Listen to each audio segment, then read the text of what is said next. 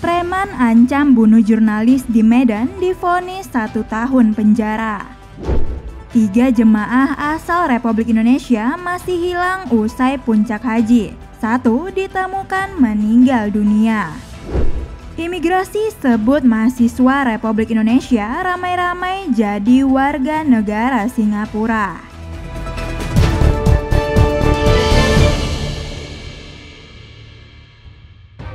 Majelis Hakim Pengadilan Negeri Medan menjatuhkan hukuman selama 1 tahun penjara terhadap Jaisanker alias Rakes.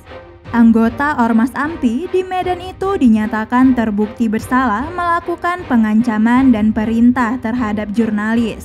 Majelis Hakim menyatakan terdakwa terbukti secara sah dan meyakini bersalah telah melanggar pasal 18 ayat 1 Undang-Undang Republik Indonesia Nomor 40 Tahun 1999 tentang pers. Putusan yang dijatuhkan Majelis Hakim terhadap Jaisanker lebih tinggi daripada tuntutan jaksa penuntut umum. Sebelumnya, JPU Septian menuntut Jaisanker dengan hukuman 6 bulan penjara dalam kasus pengancaman dan perintangan terhadap jurnalis. Dalam dakwaan jaksa, kejadian bermula saat sejumlah wartawan melakukan peliputan prarekonstruksi yang digelar oleh Polrestabes Medan di Jalan Abdullah Lubis, Kelurahan Babura, Kecamatan Medan Baru, Kota Medan, tepatnya di pinggir jalan depan High Five pada Senin 27 Februari 2023. Kemudian datanglah Jaisanker yang pada saat itu memperkenalkan dirinya bernama Rakes menghampiri sejumlah wartawan yang meliput.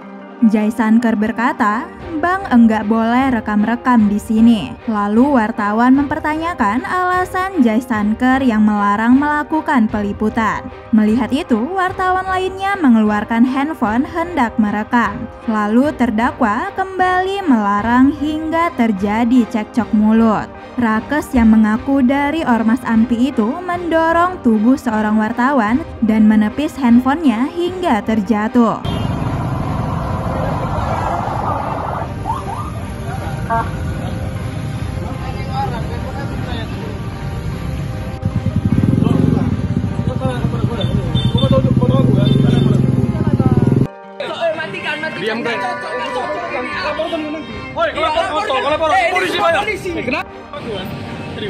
Tak hanya itu, Jaisanker juga melakukan kekerasan dan mengancam akan membunuh jurnalis yang merekam kejadian itu.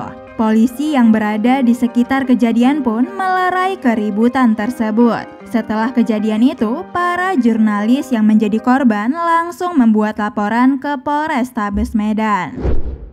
Konsul Haji KJRI Jeddah Nasrullah Jasa memastikan 3 orang jemaah haji asal Indonesia masih hilang usai menjalani prosesi puncak haji 1444 Hijriah di Arafah, Musdalifah, dan Mina. Nasrullah mengkonfirmasi 3 jemaah tersebut antara lain Idun Rohim Zan berusia 87 tahun dari Embarkasi Palembang Kloter 20. Kemudian ada Suharji Wardi Ardi berusia 69 tahun dari Embarkasi Kertajati Kloter 10.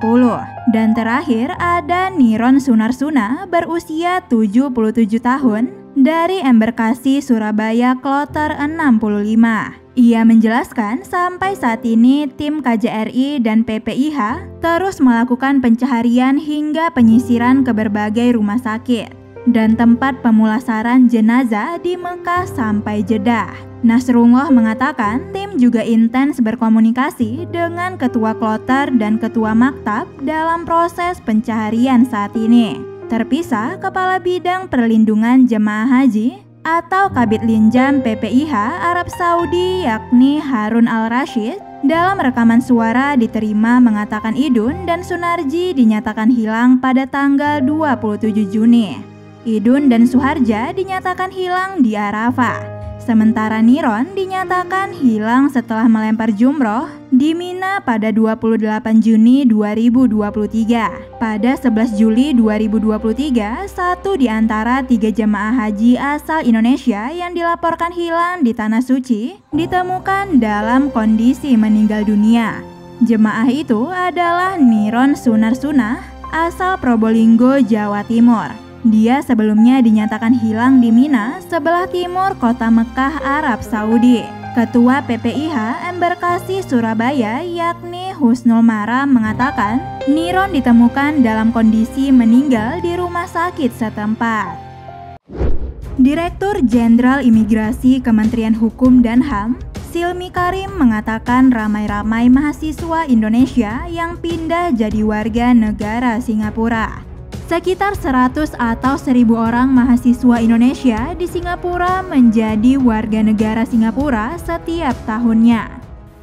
Saya lupa datanya, kalau nggak 100 atau 1000 ya, mahasiswa Indonesia di Singapura menjadi warga negara Singapura setiap tahunnya. Ia lalu mengungkapkan, kini Indonesia berebut dengan negara lain untuk mendapatkan sumber daya yang lebih baik. Lebih lanjut, Silmi menerangkan Indonesia perlu meningkatkan sumber daya manusia. Semakin banyak orang yang pintar, semakin membuat Indonesia maju. Silmi mengaku tak akan sungkan membantu generasi Z. Untuk menentukan masa depan bangsa, pemerintah dan masyarakat harus bersatu.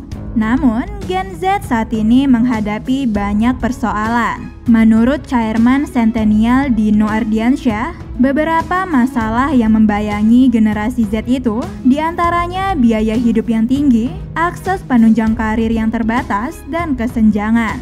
Di kesempatan itu, Silmi juga mengatakan agar generasi muda tak takut dengan kehadiran EA atau kecerdasan buatan. Ia melanjutkan, pertemanan bisa menambah kesempatan dan peluang. AI ya, tidak punya teman ya, dan tidak punya attitude.